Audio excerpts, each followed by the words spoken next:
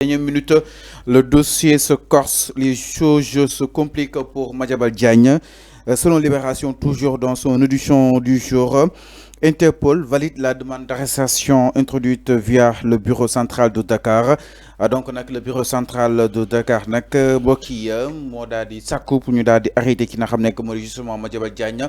Libération tey ñëwaat na si ak yenn rebondissement à la dans sens. Donc les avocats de Madiambal Diagne ont saisi la chambre d'accusation financière alors que les choses bougent du côté d'Interpol annoncé en France depuis son départ spectaculaire du Sénégal en passant par la Gambie alors qu'il était attendu à la décision des investigations criminelles. Le dossier judiciaire de Madiambal Diagne se complique selon les informations livrées par Libération. Interpol, dont le siège, le secrétaire général est à Lyon, France a validé la demande d'arrestation formulée par les autorités policières sénégalaises à travers son bureau central national logé dans les locaux de la direction de police judiciaire. Donc avant Nekoudik, direction police judiciaire là ñoo ko daal di bind li nga xam ne que moo di foofu si doon France mais ba tey nekkul DIC démembrement si gendarmerie. dama ne c'est la DIC, un démembrement de la police judiciaire au Sénégal. C'est qui?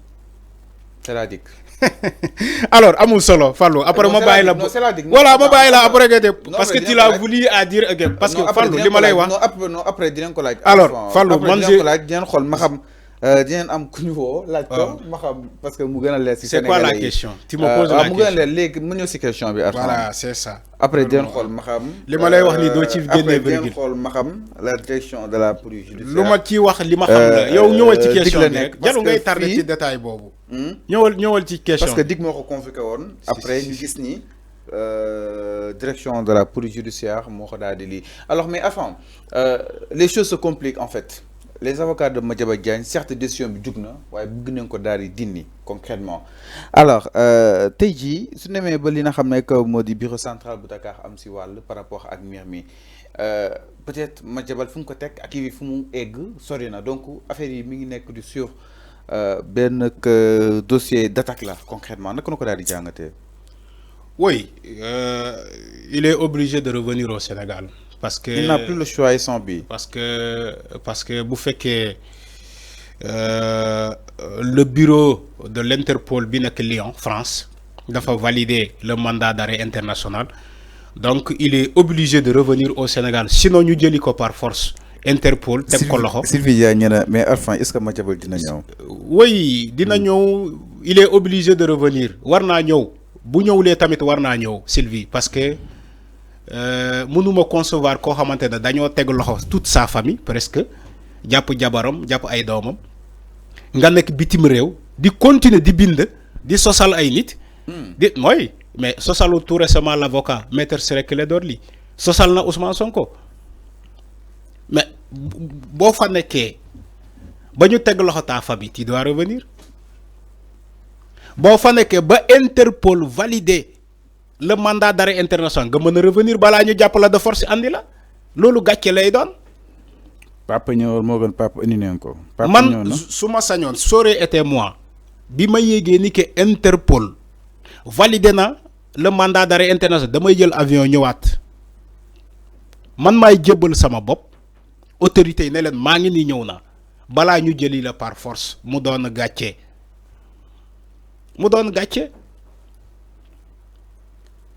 man maay fàttaliku benn nit kese bon d'ici les 5 ans là passé non c'est pas les 5 ans 2021 2020 2021 2022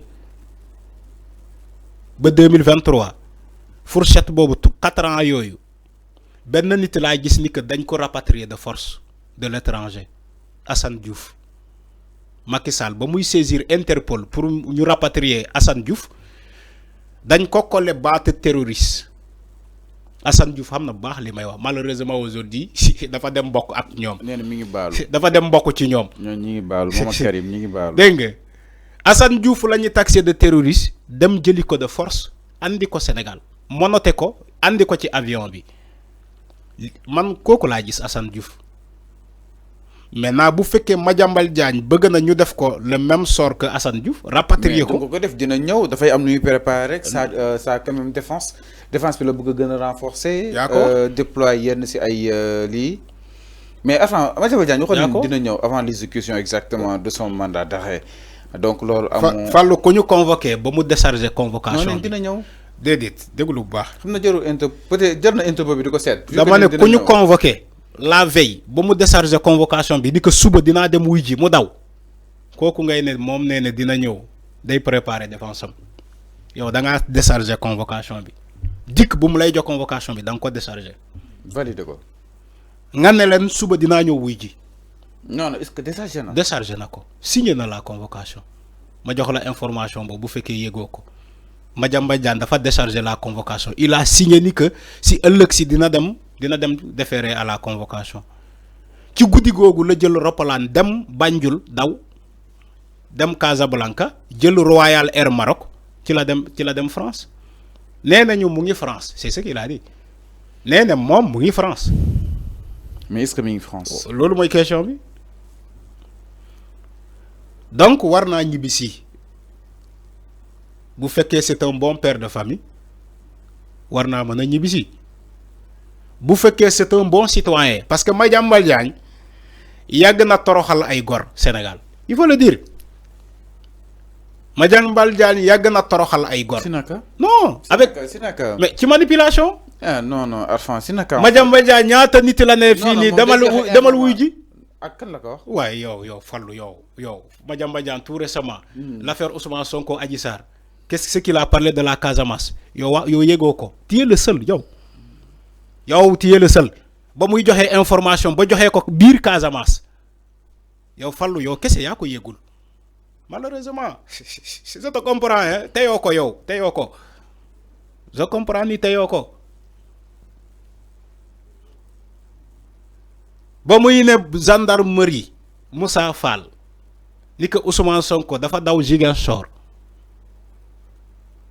ni que les éléments de la police et de la gendarmerie war nañu mën a dem jëli Ousmane Sonko par force à Ziguinchor il a donné même d'autres informations ba dugalaale ci Ahmed Aïdara xam na bu baax li may wax ba muy wax ci affaire Casamance ba mu dugal Ahmed Aïdara ci biir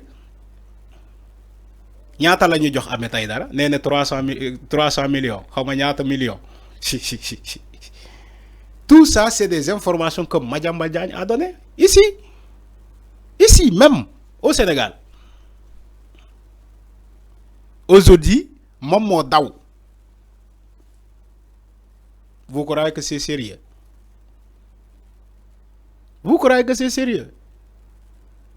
Man parfois je dis non, c'est pas le même Madiambal Diagne bi doon wax fii di bind ba du man lépp xam na toutes les informations bu toogee ci émission mu ne ay li ma xam mu ne li ma xam su ma ko waxee àdduna tukki. pourtant xibaar bu am nag moo koy annoncé à quand même. mais loolu la xam na dara. musul xam dara Madiambal Diagne musul am benn information bu crédible musul ko am il est dans une scène de manipulation il a toujours manipulé les Sénégalais. donc instant Interpol bi day toog di xaar. day toog di xaar Madiambal Diagne mu jàpp ko wala comme dafay seeti. il est recherché nga ne day toog di xaar il est un fugitif il est recherché nga may naan day toog di xaar.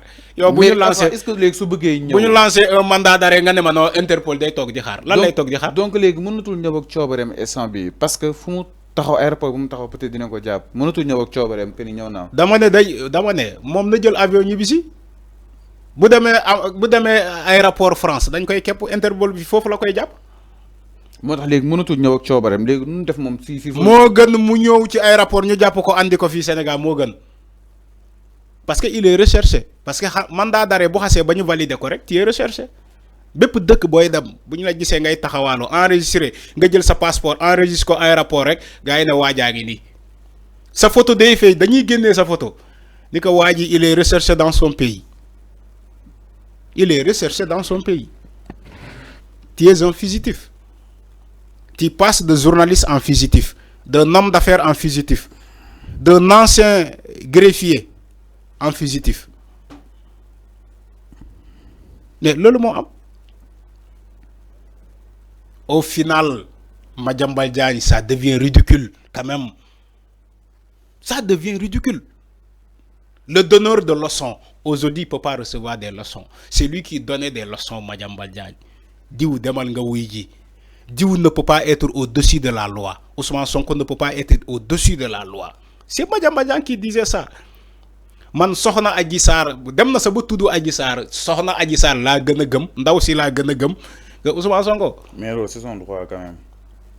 tu vois. Adji Sarr man maa ko génnee Sénégal Macky Sall moo ma ko sant Macky Sall moo ma ne Madiambal Diagne génnee ma Adji Sarr Sénégal balaa Macky Sall di wàcc. pour sa sécurité peut-être. dégg nga. tout ça c'est Madiambal Diagne yow boo génnee nit mu daw yow tamit nga daw.